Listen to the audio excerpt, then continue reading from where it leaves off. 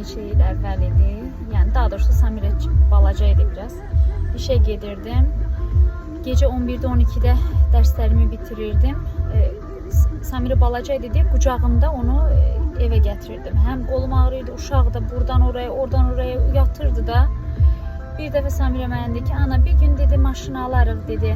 Mən maşının arxasında yataram, sən hara istəsən gedərsən dedim inşallah. Amma dedim bunu gərək içdən xəyal edək ki, həm də bunun üçün işləyək.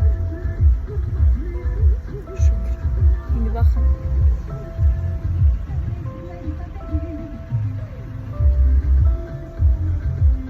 Xəyallarınızdan vazgeçmeyin.